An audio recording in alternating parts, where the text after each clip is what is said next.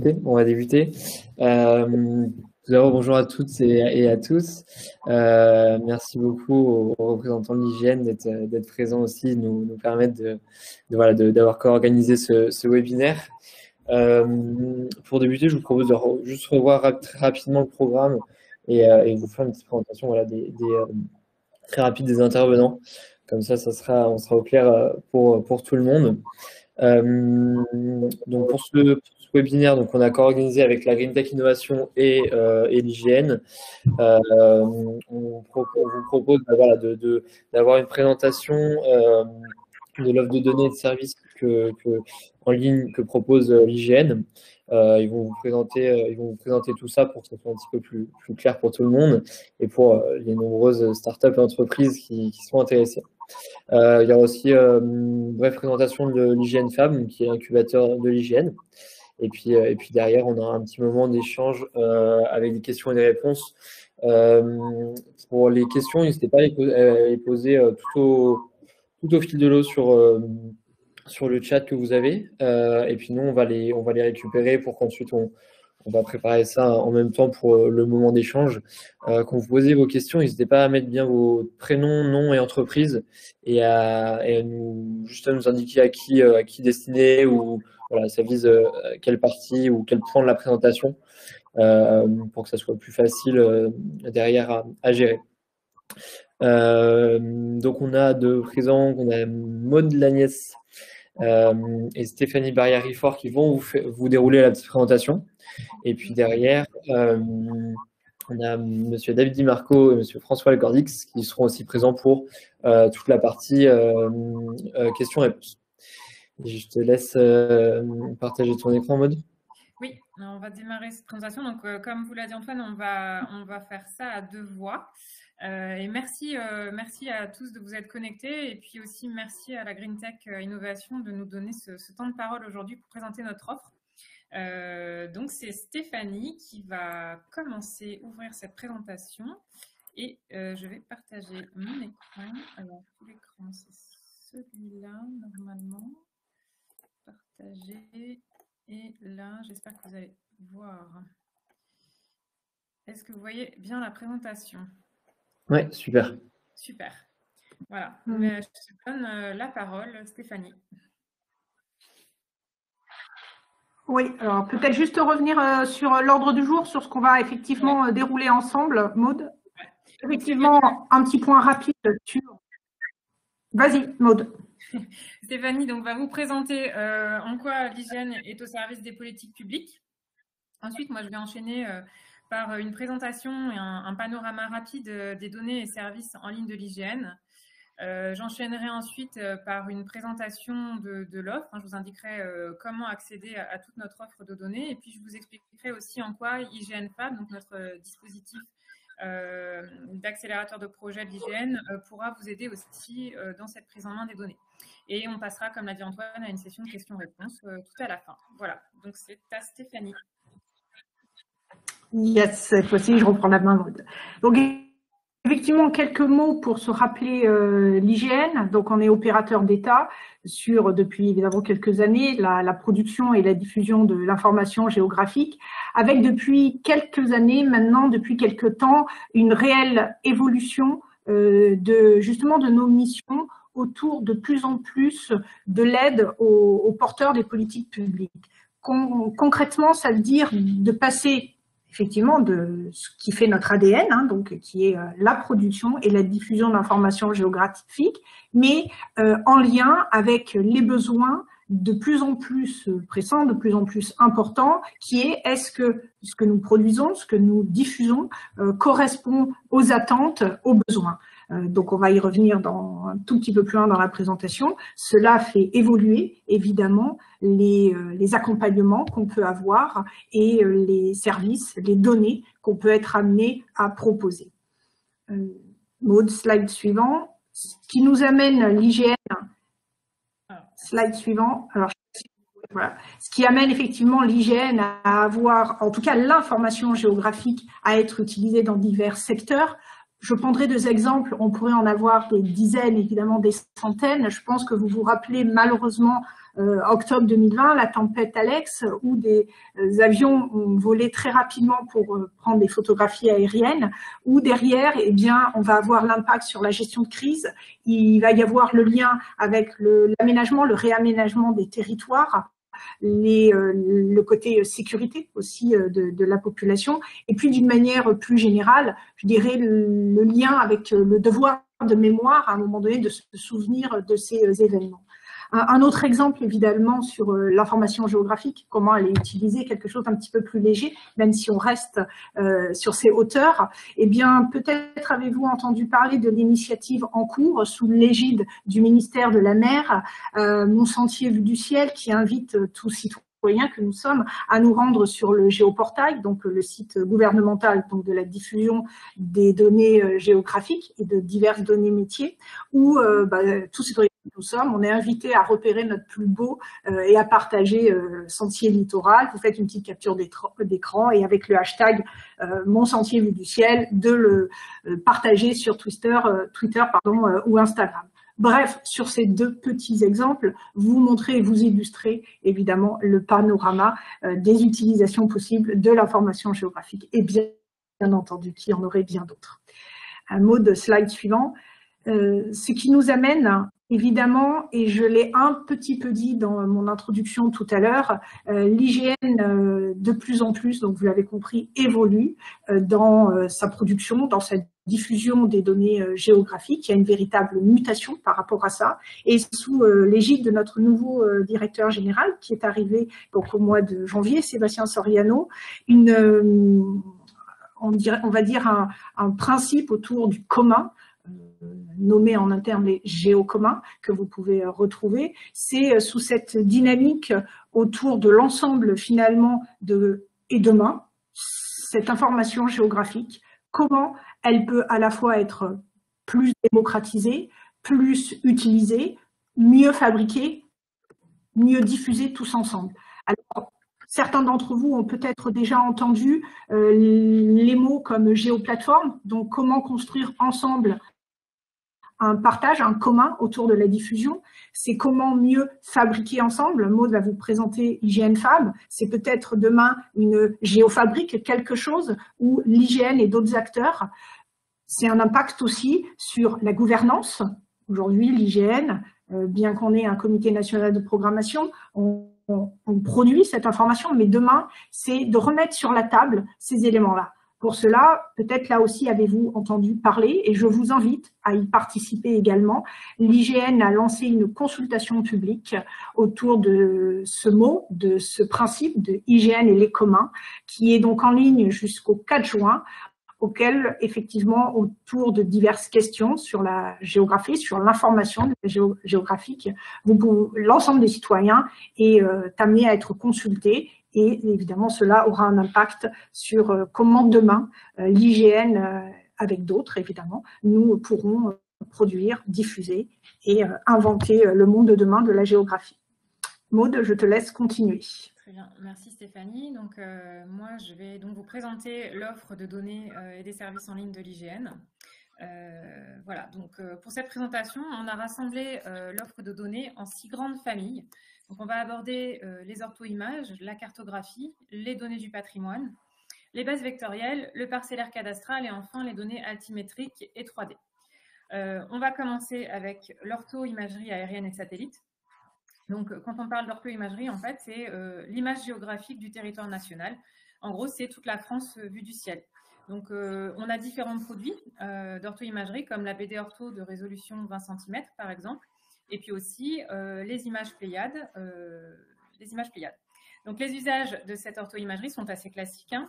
On va s'en servir pour se repérer, pour positionner ou saisir des informations, pour mesurer, faire des mesures, contrôler et valider que le terrain est conforme avec la base de données. On peut aussi s'en servir pour communiquer.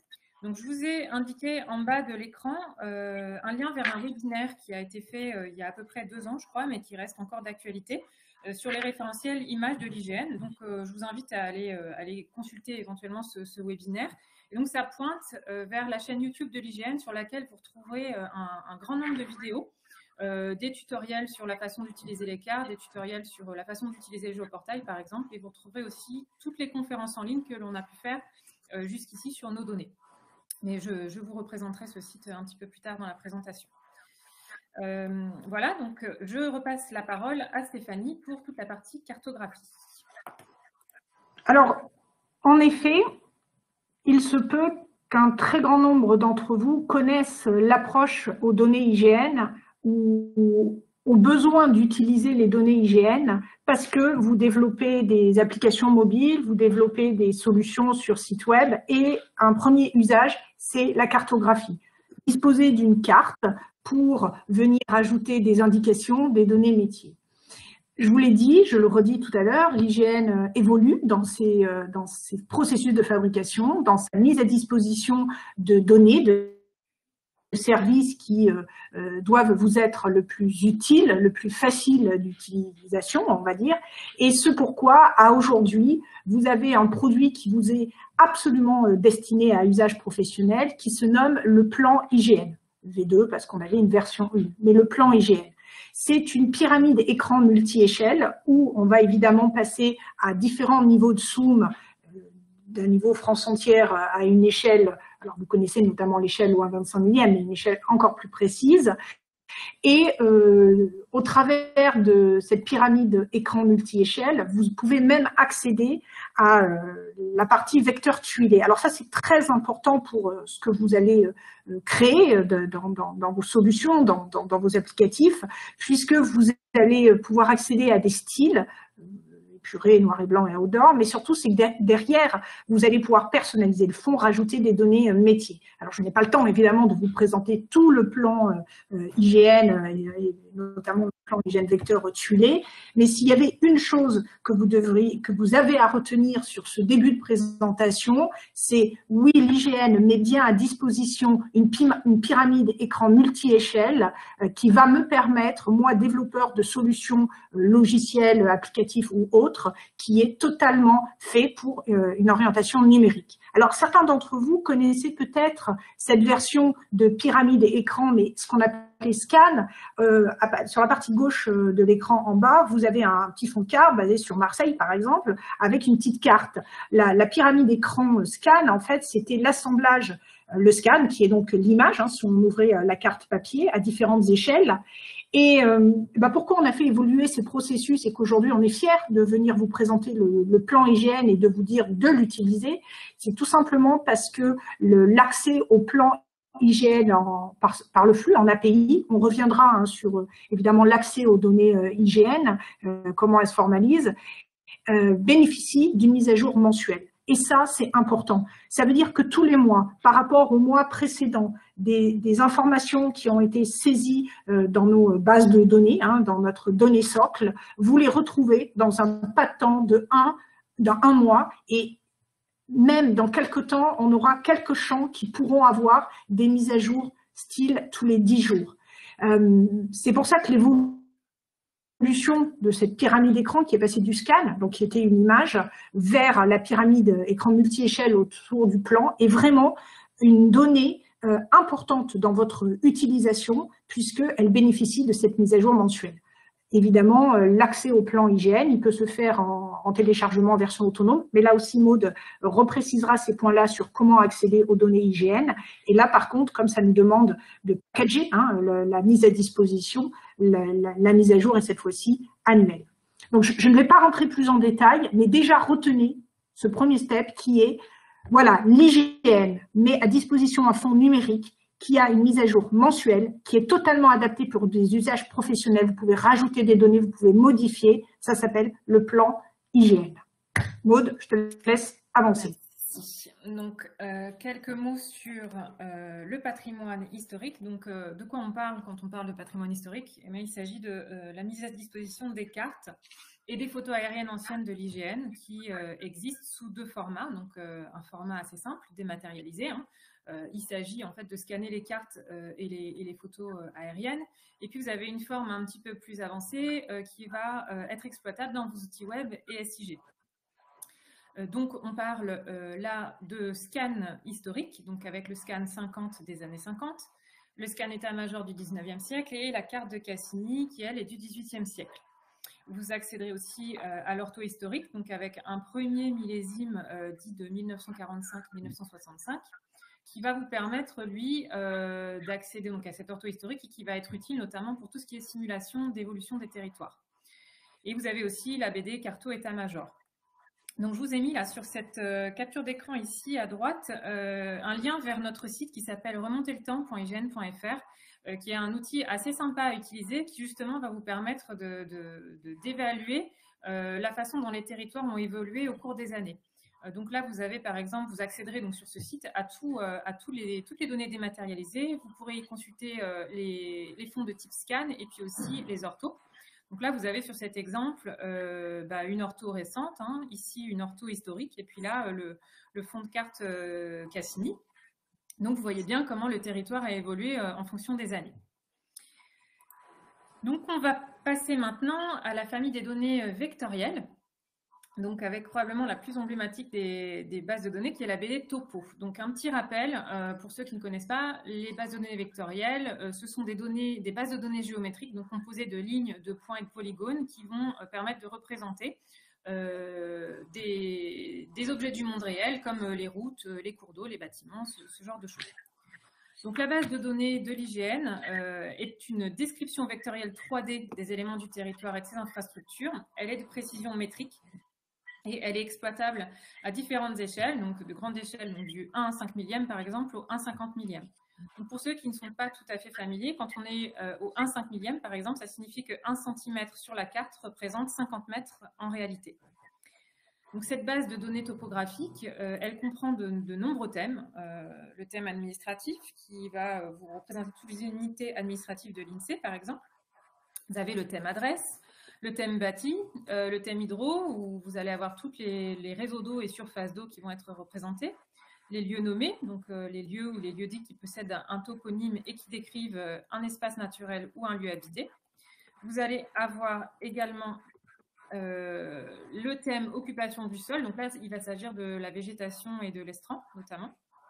Vous allez retrouver également tous les services et les activités. Donc là, ce sont les informations des services publics. Vous allez avoir les stockages et les transports des sources d'énergie, les lieux et les sites industriels, toutes les informations sur les établissements qui reçoivent du public. Et c'est à peu près 2 millions de toponymes. On a aussi le thème transport qui, là, comporte toutes les infrastructures du réseau routier, ferré et aérien qui est en 3D et puis aussi les zones réglementées. Donc, tous ces thèmes sont en licence ouverte et téléchargeables sur le site des Géoservices dont je vous parlerai tout à l'heure et que Stéphanie a déjà un petit peu évoqué plus en amont. Donc, il faut savoir que la BD Topo a été refondue en 2019. On parle dorénavant de BD Topo V3. Donc, ça nous a permis tout simplement de simplifier cette structure et qu'elle soit plus réactive. Et puis aussi, ça a permis un enrichissement de certains des thèmes de la BD Topo. Et surtout, ça nous a amené à faire un pas supplémentaire vers le collaboratif à l'IGN, puisqu'on a ouvert nos données à nos partenaires de confiance. Donc, il faut savoir que la mise à jour, il y a une nouvelle version qui sort à peu près tous les 3 mois. Donc, la seule fois où on n'a pas été capable d'être à jour dans ces versions, c'est l'année dernière, pendant la période de confinement, en mars 2020. Donc, on a mis à jour une version en juin 2020. Voilà, une autre donnée vectorielle qui est produite par l'IGN, c'est l'occupation du sol à grande échelle, ou OCSGE. Donc, à quoi ça sert? En fait, l'OCSGE, c'est un référentiel national qui est utilisable à différents échelons territoriaux. Et donc, ça va servir notamment pour la mise en place de tout ce qui est politique d'aménagement du territoire et puis aussi pour tous vos documents d'urbanisme. Donc, c'est une base de données qui décrit le territoire métropolitain et ultramarin, tout ce qui est DROM, en 2 dimensions. Donc, on va avoir la couverture du sol, qu'est-ce qu'on voit sur cette base de données, et puis aussi l'usage du sol, donc à quoi ça sert. Donc, il y a différents seuils de saisie minimum pour être représentés dans l'OCSGE. Donc, là, vous avez différents seuils de saisie. Donc, ça signifie en gros qu'un bâtiment qui va faire moins de 200 mètres carrés ne sera pas représenté dans l'OCSGE. Voilà à peu près ce que je peux vous dire sur cette OCSGE. L'IGN produit aussi une autre donnée d'occupation du sol qui est le registre parcellaire graphique, donc RPG. Donc là, qu'est-ce que c'est? Eh bien, en fait, c'est une base de données de référence qui va permettre de calculer les aides qui vont être versées aux exploitants agricoles dans le cadre de la politique agricole commune.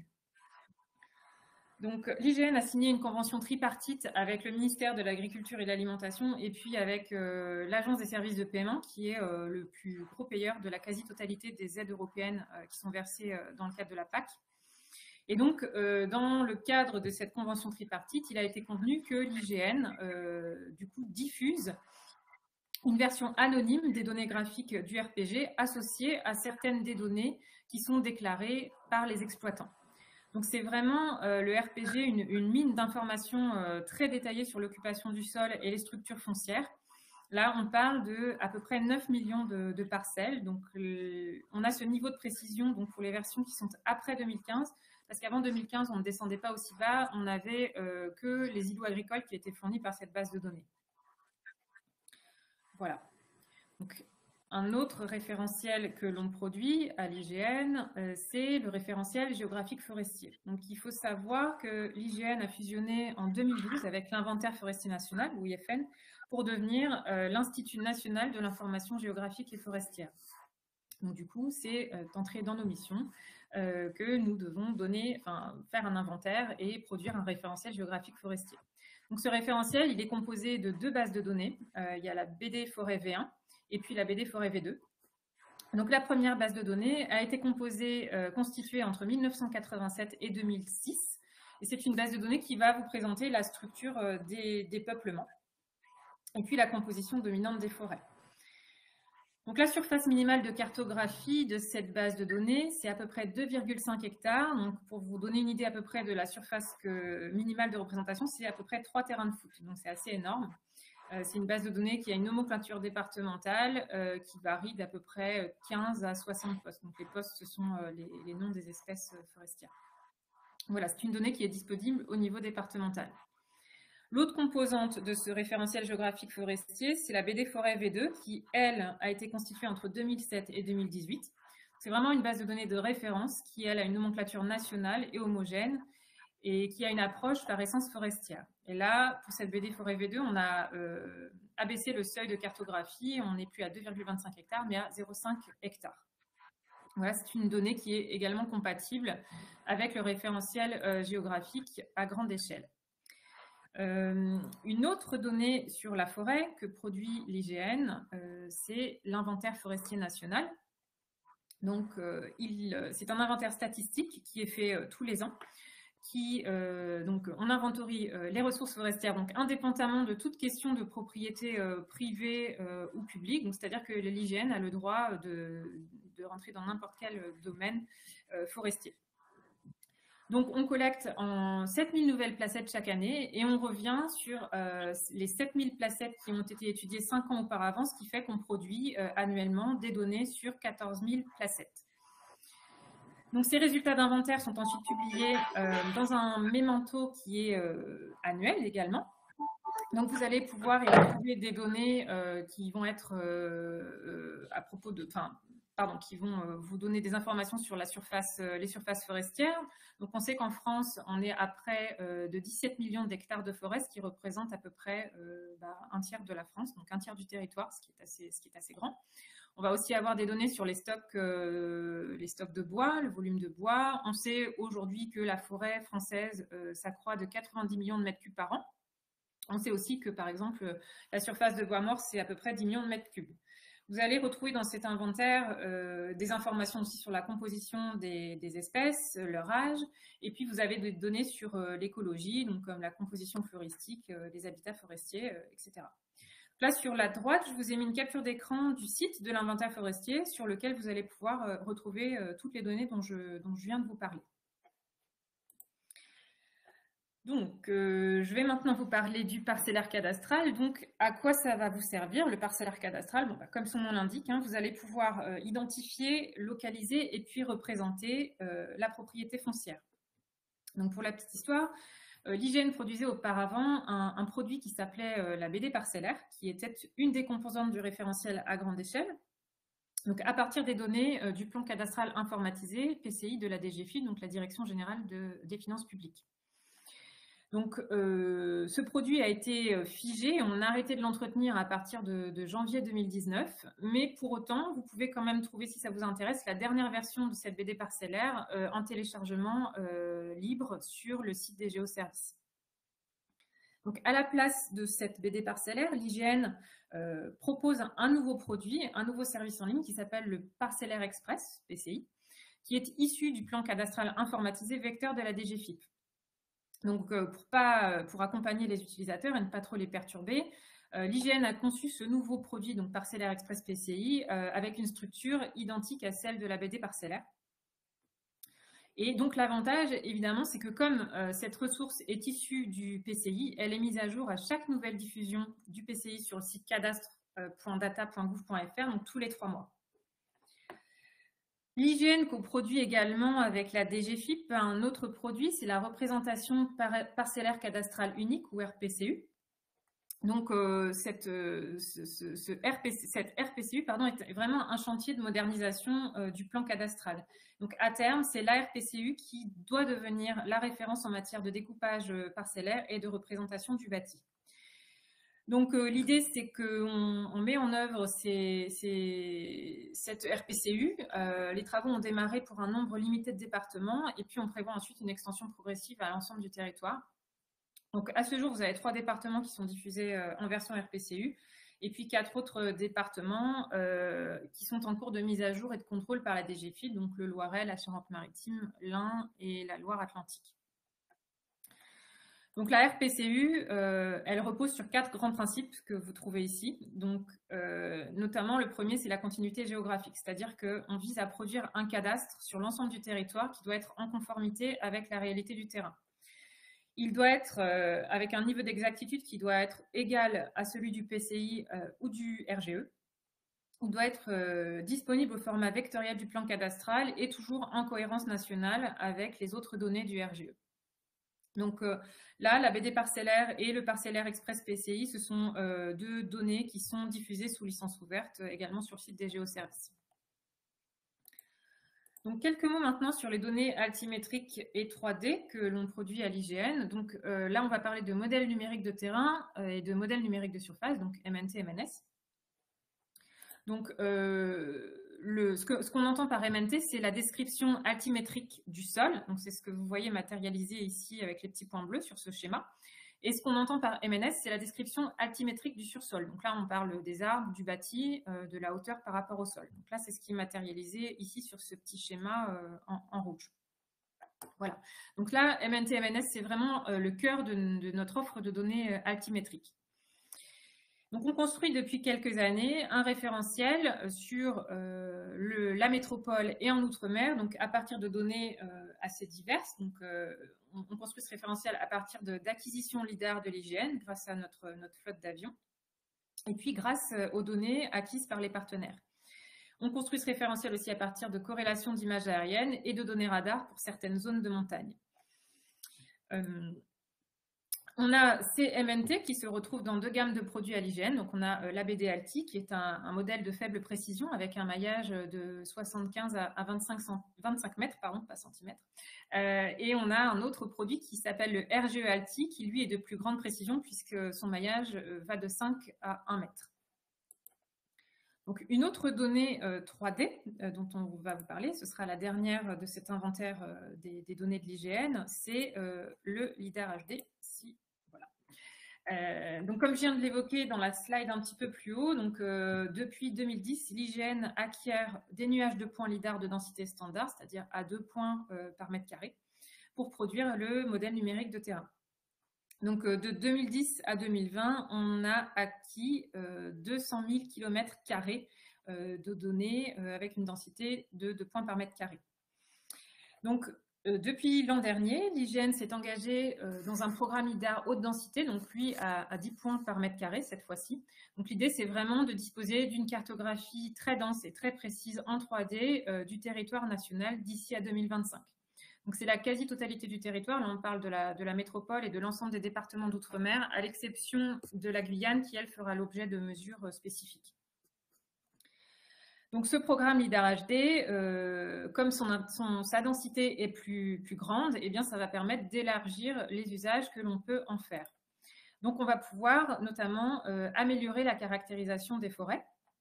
Donc, on va pouvoir évaluer la ressource en biomasse, les friches, les coupes rases. On va pouvoir reconstituer des peuplements. On va pouvoir évaluer, par exemple, l'accessibilité aux parcelles forestières et puis aussi mieux prévenir les risques d'incendie. Le LIDAR HD va également nous permettre, nous, d'améliorer nos référentiels et nos processus de production. Donc, nos outils auront une plus grande précision. Donc là, on parle du RGE ALTI, de la BD Ortho, de la BD Topo et d'autres données que j'ai citées tout à l'heure. Nos référentiels vont être enrichis également. Et puis, on va pouvoir automatiser les processus de production en extrayant notamment de manière automatique des objets 3D. Donc, je vous en ai un petit peu parlé. Le LIDAR HD va aussi nous permettre de mieux prévenir les risques naturels, donc en cas d'inondation, de feux de forêt, comme je vous ai dit tout à l'heure, ou aussi pour prévenir des phénomènes de pollution, par exemple. Et enfin, on va également pouvoir, grâce au LIDAR HD, évaluer l'admissibilité aux aides de la politique agricole commune des parcelles de surface pastorale. Donc ça, on le faisait déjà avant à partir d'orthophotos dans le RPG, mais on n'avait pas de visibilité sous couvert, ce que dorénavant nous permet le LIDAR HD. Donc ce programme LIDAR HD, c'est donc proposé par l'IGN, a été lauréat l'an dernier d'un appel à projet du Fonds de transformation pour l'action publique, donc FTAP, et il s'intègre aussi dans le plan de relance qui a été présenté en septembre 2020 par le gouvernement. Donc, grâce à ça, l'IGN bénéficie des financements du FTAP, c'est dur à dire, et du plan de relance. Donc, ces aides vont nous permettre notamment non seulement de mener à bien notre campagne d'acquisition LIDAR sur 5 ans, donc jusqu'en 2025, mais ça va aussi nous permettre de traiter les nuages de points LIDAR pour répondre aux différents besoins des politiques publiques. Ça va nous permettre aussi d'héberger et de diffuser en open data les nuages de points et les résultats des traitements, et puis aussi d'accompagner les utilisateurs dans la manipulation de ces nuages de points, parce qu'il ne s'agit pas d'avoir ces données, mais encore faut-il pouvoir derrière les utiliser et qu'on puisse vous accompagner. Donc le LIDAR HD, c'est un véritable levier pour le développement de services à valeur ajoutée, donc dans de nombreux domaines qu'on n'a probablement pas tous identifiés encore à ce jour, mais que ce soit au bénéfice des politiques publiques ou aussi comme moteur de développement des PME, donc vous, des startups. Et ça va être aussi un énorme vivier pour la recherche scientifique. Donc, je vous montre sur la slide suivante une acquisition de données LIDAR que l'on avait fait de la cathédrale Notre-Dame juste avant qu'elle ne parte en partie en fumée.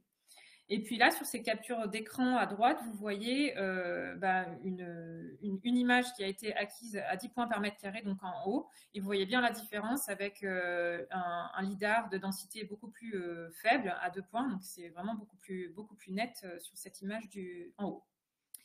Voilà, donc j'en ai terminé de cet inventaire des données et services de l'IGN et je vais maintenant vous montrer comment accéder à cette offre. Donc, il y a plusieurs possibilités pour accéder à toutes ces données. Il y a tout d'abord le site geoservice.ign.fr qui a succédé au site professionnel.ign.fr qui a fermé en 2019. Donc, pour information, ce site Geoservice est en cours de refonte, donc il devrait être disponible dans quelques mois, mais on n'a pas encore de date à vous communiquer. En attendant, donc, il ressemble à la capture d'écran là que je vous ai mis ici et vous allez pouvoir y trouver toute la présentation de l'offre des produits IGN et puis sa diffusion. Donc, il y a une documentation complète par produit. Vous avez un blog aussi qui va vous permettre de retrouver l'ensemble de l'actualité des produits, leur mise à jour, si on les arrête, si on les maintient, etc. Et puis, vous avez une adresse de contact pour toutes les questions que vous aurez sur ces données ou pour leur prise en main ou si vous avez un problème technique. Donc, comment on va pouvoir accéder à ces données sur le site des géoservices? Eh bien, il y a deux formes. Donc, vous allez pouvoir soit les télécharger, donc sous forme de lots de données qu'on appelle aussi pré-paquets. Donc, vous allez pouvoir les télécharger avec une emprise départementale. Et puis, vous allez aussi pouvoir y accéder sous forme de flux ou de ressources en ligne ou de services en ligne, comme on les appelle. Donc là, ça concerne la plupart des données dont je vous ai parlé jusqu'ici. Et donc, elles seront disponibles en différents formats, WMS, WFS, WMTS. Pour tester l'ensemble de ces données, vous allez avoir 2 clés disponibles sur le site des géoservices. Donc, une première clé partagée qui s'appelle « Choisir Géoportail », qui là va vous permettre une première approche, une découverte et un premier usage des jeux de données de l'IGN. Et puis, si vous voulez aller un petit peu plus loin, vous avez une autre clé qui est personnelle, que vous allez pouvoir obtenir en créant un compte sur le site des Géoservices. Donc, ce compte est gratuit, hein, et ça prend vraiment quelques minutes. Et là, ça va vous permettre vraiment un accès qui va être spécifiquement adapté à votre usage parmi tout un échantillon de services et de ressources du Géoportail. Ça m'amène à ma slide suivante, justement, pourquoi utiliser les services du Géoportail. Donc déjà, le Géoportail, donc je pense que tout le monde connaît ce site. Donc c'est le portail national de la connaissance des territoires qui permet au plus grand nombre d'accéder à l'information géographique de référence qui est produite à la fois par l'IGN et à la fois par ses partenaires. Donc à la différence du site des Géoservices qui, lui, va vraiment vous permettre de cibler un accès spécifique aux ressources qui vous intéressent, sur le Géoportail, vous allez pouvoir tout voir, c'est vraiment une très grande vitrine. Donc vous allez accéder à un catalogue de données IGN qui est vraiment extrêmement riche. Vous allez pouvoir y consulter les cartes, les images aériennes, le parcellaire cadastral, les données altimétriques. Vous allez aussi accéder à tout un tas de données fournies par nos partenaires, donc dans différentes thématiques, que ce soit les données relatives au tourisme, à l'agriculture, voilà. Vous allez vraiment avoir un grand nombre de données. Et puis, vous allez aussi avoir beaucoup d'outils disponibles à votre disposition. Donc, vous allez avoir notamment la recherche d'adresses qui va jusqu'au lieu-dit. Donc, ça, c'est le petit plus produit, il faut le savoir, par rapport à ce que peut vous proposer Google. Donc, nous, on va jusqu'au lieu-dit. Vous avez des outils de calcul d'itinéraire, d'isochrone aussi. Ça a été très intéressant là, de calculer le périmètre dans lequel on avait le droit de circuler pendant ces périodes de confinement. Vous allez avoir des outils de géocodage et d'alticodage, par exemple. Donc, pour ceux qui ne connaîtraient pas le site du Géoportail, vous aurez toujours accès aux couches de données à la fois de l'IGN et des partenaires, donc à gauche ici, hein, dans le menu Burger, et vous aurez toujours la boîte à outils sur votre droite. Donc, un autre outil qui va vous permettre d'accéder à nos données, ben c'est une petite application, un petit site qui s'appelle Ma Visionneuse. Vous allez pouvoir comparer toutes les images et leurs valeurs ajoutées entre elles. Voilà, donc là, ici, vous avez un exemple je crois que c'est le plan IGN V2, et puis là, vous avez le scan 25 sur la région de Limoges. Voilà, donc je viens de vous présenter donc, toute l'offre, les façons d'accéder à cette offre. Donc vous voyez que vous avez un grand nombre d'outils à votre disposition. Et donc ça, c'est une très bonne nouvelle. Mais il y a une autre bonne nouvelle, c'est que vous n'êtes pas sans le savoir. Donc depuis le 1er janvier 2021, toutes les données publiques de l'IGN, presque, sont accessibles gratuitement. Et là, je laisse la parole à Stéphanie qui va vous en parler mieux que moi. Voilà. Alors en effet, en lisant un petit peu le fil de ce que vous avez fait remonter sur vos attentes, donc je pense que Maud, en tout cas j'espère que Maud a répondu à une grande partie sur finalement quelles données, hein, pour quel usage, quels sont vos besoins, comment y accéder, hein, on a vu avec le site Géoservices, et en effet il ne vous aura pas échappé que depuis le 1er janvier 2021, l'intégralité des données qui sont entièrement publiques de l'IGN sont donc libres et accessibles gratuitement en licence ouverte Etalab 2.0. Concrètement, ça fait quelques années, quelques temps que vous entendez, j'imagine, parler de l'enjeu de l'ouverture des données publiques, souvent appelée Open Data 2022. Donc l'IGN, évidemment, on était concerné, et donc on a anticipé le sujet, d'où le 1er janvier 2021. Alors, concrètement, on reprend bien qu'est-ce que ça veut dire. Donc, toutes les données qui sont donc entièrement publiques de l'IGN, cela signifie que vous avez un accès libre et gratuit. Gratuitement, ça veut dire oui, il n'y a pas de loup quand on dit ça. Vous, comme c'est effectivement couvert par la licence ouverte Etalab 2.0, il n'y a donc rien à payer à l'IGN, et concrètement en termes de droit d'utilisation, l'IGN n'a pas à vous délivrer, on va dire, d'autorisation d'utilisation, d'agrément, et même pour la partie, parce que certains d'entre vous peut-être avaient en tête l'utilisation des données IGN avec ce qu'on appelait des droits de reproduction, hein, pour éditer des documents plutôt papier. Là aussi, il n'y a ni droit de reproduction, ni de diffusion à régler. Donc, en somme, et je viendrai sur la phrase qui est juste après, mais tout ce dont on vient de vous parler, l'AB des topos, l'accès au plan IGN, le RGE ALTI, vous pouvez accéder à ces données, donc librement, ça veut donc dire gratuitement. Je vous invite quand même à découvrir les contours de la licence ouverte Etalab 2.0, notamment sur le respect qui est le minimum attendu du producteur de données, donc par exemple que l'IGN nous sommes, pour au moins prendre connaissance des mentions sur le copyright, d'accord, de diffusion pour nommer l'origine, d'accord, de la donnée que vous utilisez. Aujourd'hui, l'IGN a parmi ces données 3 données qui sont le scan 25, scan 100 et scan OSCI. Je vous en ai un petit peu parlé tout à l'heure quand je vous ai parlé du plan IGN. Je vous ai parlé aussi de la pyramide donc échelle, enfin de la pyramide écran basée sur la visu des cartes, le scan.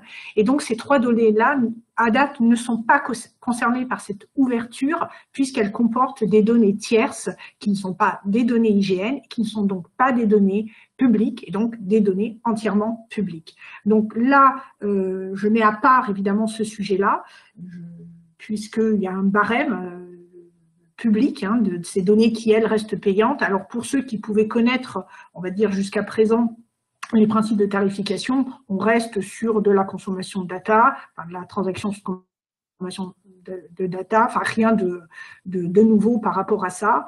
Et je dirais que quand j'ai regardé un petit peu en détail vos profils et vos attentes,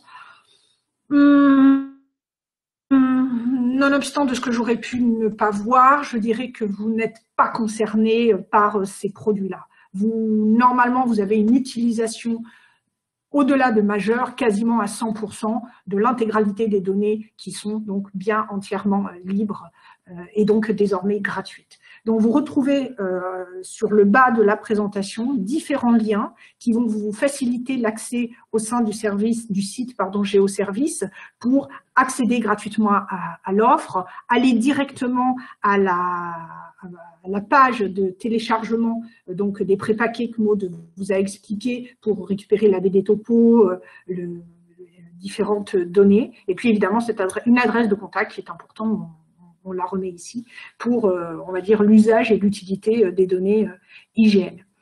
Donc en 2 mots, les données IGN, on vous les a présentées dans des grandes lignes, et surtout, vous avez une chose à retenir, désormais, elles vous sont encore plus facilement accessibles et utilisables puisqu'elles sont en licence ouverte, donc vous pouvez les utiliser comme bon vous semble, et donc vous avez surtout rien à devoir à l'IGN derrière.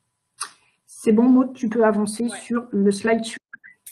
Voilà, moi je vais donc conclure cette présentation en vous présentant IGN Fab. Donc c'est notre accélérateur de projet. Donc c'est un dispositif qui peut également vous aider à accéder plus facilement aux services en ligne et aux données de l'IGN sous certaines conditions. Donc je vais vous expliquer tout ça.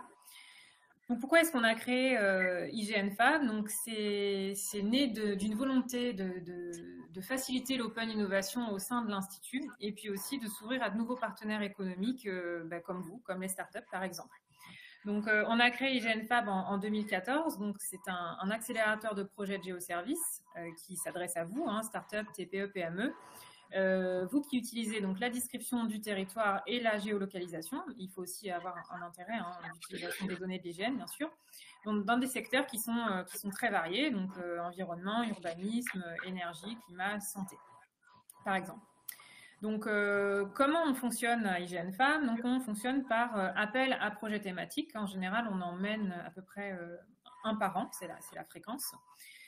Donc, il y a une phase de dépôt de candidature assez classique et ensuite, on a un processus de sélection et là, vous allez devoir répondre à un certain nombre de critères pour déposer votre dossier. Donc, comme j'ai dit, il faut que vous soyez une start-up, une TPE, une PME, évidemment que vous ayez un intérêt pour nos données, bien sûr, sinon ça n'a pas tellement de sens. Et puis que vous ayez un projet qui soit viable, donc c'est-à-dire qu'il faut que vous ayez déjà démontré une faisabilité à court terme, par exemple, et puis que votre projet de produit ou service soit innovant. Donc ça peut être une innovation en termes d'approche client ou de modèle économique, par exemple. Il faut aussi que vous soyez un petit peu plus mûr que le stade de l'idée et que vous soyez par exemple prêt à passer au prototypage. Donc, une fois que vous avez passé le processus de sélection, eh bien, on retient en moyenne 5 startups lauréates à peu près par promotion. Et donc, à partir de ce moment-là, l'accélération va commencer et vous allez pouvoir bénéficier de l'offre d'accompagnement d'IGN Fab. Donc, qu'est-ce que c'est que cette offre d'accompagnement? On met à disposition notre expertise technique, bien entendu. On vous aide à prendre en main les données. On vous donne bien évidemment accès à toutes nos données et à toutes nos ressources. Et puis, on se propose aussi de faire des mises en relation institutionnelles et partenariales. Parce que ce que je n'ai pas dit, c'est que pour chacun des appels à projets que l'on fait, on s'entoure de partenaires qui viennent compléter l'offre d'accompagnement qu'on va pouvoir vous proposer. Donc, ce sont évidemment des partenaires qui ont des données complémentaires aux nôtres et toujours en lien, évidemment, avec la thématique de l'appel. Et une dernière petite précision que je n'ai pas mentionnée ici sur cette slide, mais on a la possibilité d'héberger les projets lauréats qui le souhaiteraient dans nos locaux à Saint-Mandé. Donc, on a 200 mètres carrés de locaux qui sont juste à côté du Cresco, donc de la Green Tech et du Living Lab, donc à Saint-Mandé. Donc, maintenant, comment est-ce qu'IGN Fab peut vous aider si vous n'êtes pas lauréat d'un de ces appels à projets? Eh bien, comme nous sommes partenaires de la Green Tech Innovation et membres du réseau national d'incubateurs, on a mis en place un guichet d'aide que vous allez pouvoir contacter. Donc, l'adresse est ici, ignfab@ign.fr. Donc, l'idée, c'est que si vous avez une question sur nos données ou un projet de développement de produits, de services, eh bien, on va vous demander de nous envoyer un mail, de nous le décrire et puis de préciser votre besoin. Donc là encore, c'est bien de respecter un certain nombre de critères dont je vous ai parlé avant. Et puis dans ce cas-là, eh bien, on vous donne un rendez-vous par téléphone avec l'équipe IGN Fab qui dure de 30 minutes à 1 heure en fonction des besoins. Donc l'idée, c'est vraiment de vous accompagner, peut-être de vous guider sur de vous donner des conseils sur les données qui conviendraient le mieux à votre projet et à vos besoins. On peut aussi donc vous suggérer des mises en relation avec les partenaires dont je vous parlais tout à l'heure, si ça s'avère utile pour vous. On peut vous dispenser également du conseil et puis, pourquoi pas, au besoin, ça peut arriver que l'on vous mette à disposition une demi-journée, par exemple, de développement. Voilà, donc voilà ce qu'on peut vous proposer aujourd'hui dans le cadre de notre partenariat avec le réseau de la Green Tech, pardon. Voilà, donc j'en ai terminé de cette présentation. Donc, je vous mets en dernière slide, voilà, un récapitulatif de tous les sites dont on a parlé aujourd'hui qui vont vous permettre d'avoir de l'information sur l'IGN, d'accéder à nos données. Voilà, nos comptes de réseaux sociaux et puis récapituler les guichets d'aide. Donc, une question sur Géoservice ou Géoportail, c'est la même adresse, ne vous inquiétez pas, il n'y a pas d'erreur. Donc, le guichet d'aide IGN Fab. Et puis, enfin, de nouveau, le lien vers la consultation publique qu'on vous invite vraiment à aller consulter et remplir. Voilà, donc sur l'IGN et les communs. Je vous remercie beaucoup pour votre attention et puis on va pouvoir passer maintenant à la phase des questions. Voilà. S'il y en a. Je ne sais pas parce que j'ai pas vu, je n'avais pas accès à l'écran. Je vais peut-être arrêter mon partage si ça ne vous dérange pas. Est-ce que je peux? C'est bon. Vous ne voyez plus, vous voyez plus la présentation, je pense. Okay. C'est tout bon. Ça marche. Alors, juste, François, est-ce que vous voulez intervenir? Je sais pas si c'est une... Non, pas spécialement. Hein, on attend les questions maintenant. Tu as levé la main, François, c'est pour ça. C'est bon, ça. Mais il n'y a pas de souci, c'est peut-être une petite fausse manip. Merci beaucoup Maud et Stéphanie pour la présentation. C'était très clair et parce que, personnellement, moi, je trouve ça très, très intéressant. Il y a eu beaucoup, justement, sur la dernière slide, avec tous les liens. Ça, c'est chouette, parce qu'il y a eu quelques questions sur est-ce qu'on aura accès à tout ça dans la présentation. Donc, vous avez la réponse oui, en effet. Alors, pour juste donc, refaire un petit... donc, à la suite du webinaire, donc, on va vous partager donc, toute la présentation et le replay aussi. On aura un petit questionnaire de satisfaction, ça c'est pour nous, pour juste prendre vos avis. Et vous aurez en effet voilà, tous ces liens qui seront sur la présentation. Alors, si je vais reprendre les questions dans l'ordre, hein, on avait une première question sur, je vous la lis telle quelle, donc l'occupation du sol est-elle différente de la base de données? Corinne Landcover, plus précise, est-ce qu'elle est plus précise?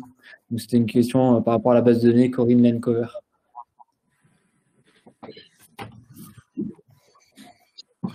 Alors, je vais répondre à celle-ci. Donc, effectivement, la base d'occupation du sol que l'on produit maintenant est plus détaillée que la Corinne Landcover, qui, elle, par contre, va permettre de remonter plus loin dans le temps. Elle sera disponible pour plus d'années antérieures.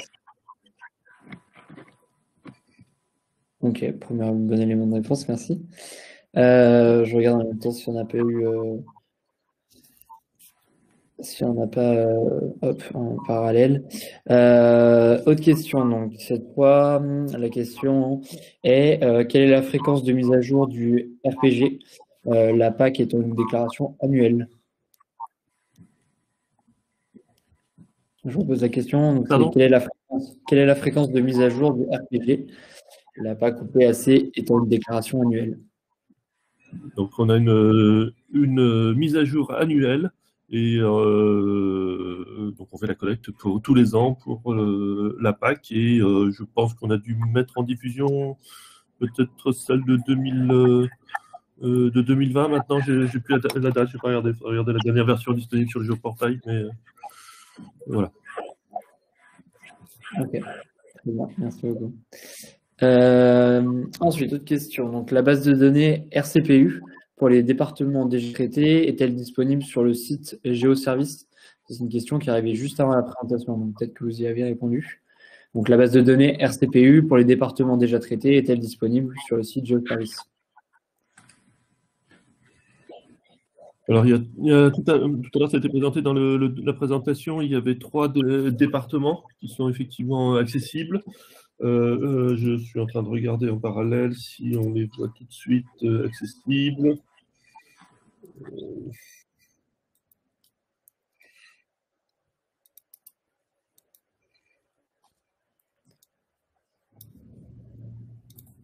Bon, je vais vérifier on va voir les autres questions et je vais confirmer. Ouais, ça marche. De toute façon, dans tous les cas, par la suite, on vous permettra aussi, notamment via le mail IGN Fab et notre mail GreenTech Innovation, vous pouvez poser votre question, être un peu plus. Enfin, nous, on sera toujours à votre disposition si vous voulez aller un petit peu plus loin avec nous, avec les intervenants. Il y avait donc une question aussi sur la nouvelle cartographie 3D est-elle disponible dans sa version initiale? La nouvelle cartographie 3D. Qu'est-ce qu'il entend par la cartographie 3D exactement? Les données LIDAR ou je pense que ça va être ça. Ouais. Donc, les toutes prochaines données LIDAR seront disponibles. Dès à présent, je regarde sur les données LIDAR. En fait, la question, c'est est-ce qu'elles sont déjà retraitées un petit peu ou est-ce qu'elles sont brutes? Oui, je pense que ça doit être ça, dans sa version initiale. Là, j'avoue que je n'ai pas la réponse. Ok, pas de souci là-dessus. Encore une fois, je précise aux participants qui regardent le webinaire, on vous communiquera. Ils étaient dans la présentation, mais nous aussi, on leur communiquera derrière. Si vous voulez avoir plus d'informations, n'hésitez pas à revenir. Comme ça, vous aurez revenir vers nous, les intervenants, vous aurez les réponses. Il y avait une autre question, donc. Quelles données non entièrement publiques sont représentées sur alors c'est le scan 25 topo qui en empêcherait la mise sous licence ouverte? Je vous refais la question. Quelles données publiques? Merci Stéphanie. Très bien compris. Bien les données, par exemple, comme les itinéraires venant de la Fédération française de randonnée pédestre. À ce jour, ce type de données appartient, donc la représentation de l'itinéraire, appartient donc à la Fédération française de randonnée pédestre. Il y a aussi certaines cartes des données du club vosgien. Et aujourd'hui, ces données-là donc, ne sont pas de données publiques, puisque que ce soit le club vosgien ou la Fédération française de randonnée n'ont pas ouvert leurs données et donc ne sont pas concernés par cette ouverture. Très bien, merci beaucoup Stéphanie. Alors ensuite, c'était bon, je pense que c'était plutôt une information pour vous, l'IGN. Que pour le téléchargement des données BD, BD Topo sur Firefox, il semblerait qu'il y a un mot de passe à demander, que sur Explorer, il n'y a pas de mot de passe. Donc, c'est plutôt pour vous. Okay. Est-ce qu'il y a d'autres questions? On pourrait y revenir après. Tac, tac, tac. Que je regarde en direct. Les données en géoportail sont toujours téléchargeables dans d'autres sites web de l'IGN? C'est une question. Alors, c'est ce qu'a expliqué Maud. Enfin, je prends la tu préciseras. L'accès aux données pour donc les télécharger ou demander une clé ne se fait qu'autour du site Géoservice. Ce qu'on vous a présenté, le site Géoportail ou par exemple le site Ma Visionneuse, c'est pour consulter. D'accord? Donc, l'accès aux données, notamment avec le fait que les données sont en téléchargement autonome, se fait essentiellement au travers du site Géoservice. Je vais le faire dans l'autre sens. Sur le site Géoportail, on ne pourra pas récupérer, on ne pourra pas télécharger, on ne pourra pas avoir quelque chose pour… voilà. On pourra faire des captures d'écran, ça, comme sur n'importe quel site, mais accéder aux données, d'accord, appuyer sur un bouton pour que ça télécharge sur ses serveurs, sur son ordi, c'est exclusivement autour du site Géoservice. D'accord? Le site Géoportail, donc le site gouvernemental de l'État, puisque c'est un .gouv.fr, et le site, par exemple, je répète, ce sont des sites de consultation pour vous aider à mieux visualiser, à mieux comprendre, à mieux juger, parce que on a conscience qu'on vous a présenté plein de données, que ça peut être des fois pas assez concret de se rendre compte de quel fond, quelle donnée peut être utile, et utile surtout par rapport à son propre usage et aux besoins d'utilisation, on va dire, de ces données-là. D'accord? Écoutez, je pense que c'était très clair comme réponse. Il me semble qu'il n'y a pas d'autres questions pour le moment. Donc, je pense qu'on va pouvoir mettre fin. Il y en a une qui vient d'arriver. Antoine de Winmarou. Quelle rubrique pour les données de l'hygiène sur opendataarchive.fr?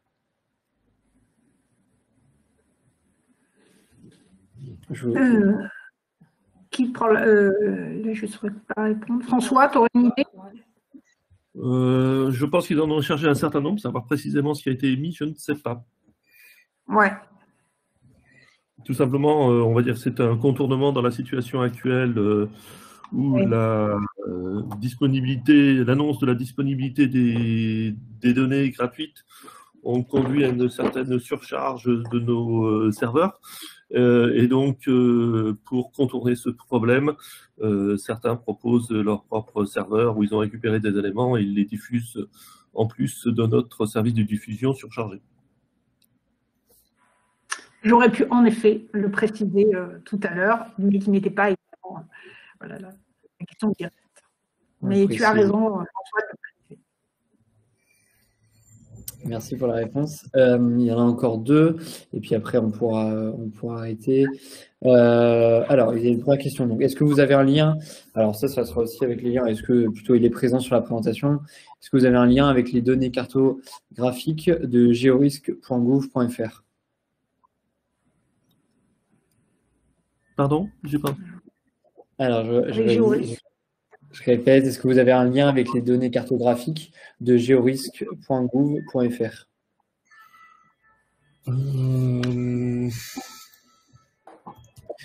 Enfin, encore une fois, sur la question des liens, je pense que peut-être que quand on partagera la présentation et que voilà, tous les participants auront la présentation, ils pourront cliquer sur tous les liens et regarder ce qui leur manque, ce qu'il y a de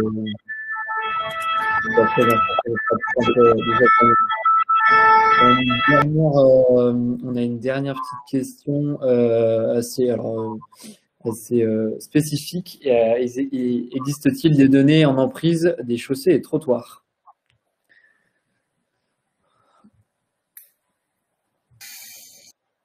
Alors, sur les trottoirs, nous avons fait des saisies avec notre véhicule Stéréopolis, mais ça ne couvre pas toute la France. Donc, on avait plutôt à nous pour faire la saisie, mais on ne dispose pas de cette information sur l'ensemble du territoire. Ceci dit, avec la constitution du PCRS, qui est un autre grand chantier de l'IGN, avec notamment la réalisation d'orthophotos à très grande précision, il y aura sans doute des informations qui pourront être extraites de ces orthophotos. Mais en l'état aujourd'hui, on ne dispose pas de cette information. Très bien, merci beaucoup pour la réponse.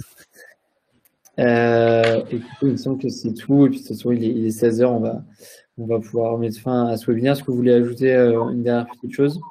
Oui, je vais repréciser sur GeoRisque. Donc là, il y a effectivement des données, mais qui sont celles du BRGM, qui les diffuse, qui s'appuie sur le référentiel de l'IGN, mais ce sont des données séparées de celles de l'IGN. C'est la responsabilité du BRGM de constituer ces données-là. Concernant la RCPU, je pense que de ce que j'ai vu, il y a peut-être un ou deux départements sont en téléchargement à certains endroits. Il me semble avoir vu sur Géo-Bretagne, ça doit être un des départements de test. Pour l'instant, comme ce n'est pas l'ensemble de la France, elles ne sont pas diffusées directement sur geoservice.ign.fr. Mais bon, en passant par un mail de contact, on pourra vous transmettre le lien sur son téléchargement. Très bien. Merci beaucoup, François. Plus rien pour vous, Maud, Stéphanie, David, tout est bon? C'est bon. Merci d'avoir suivi. Et voilà. Oui, merci beaucoup. Hein. Merci beaucoup. Merci à tous. Encore une fois, alors, on partagera tout ça, la présentation et les replays pour que pour avoir toutes les informations qui vous seront utiles. Et puis encore une fois, nous, on reste à votre entière disposition. Peut-être précise, si jamais il y a des questions qu'on n'a pas eu le temps de traiter dans le fil de la discussion, on pourra revenir vers vous pour transmettre les réponses. Mais peut-être que tu l'as déjà dit, Antoine. Voilà. Tout à fait. Tu fais bien de le préciser. Écoutez, merci à tous. Je te laisse fermer le live, Audrey. Merci à tous et merci d'avoir participé. Au revoir. Au revoir.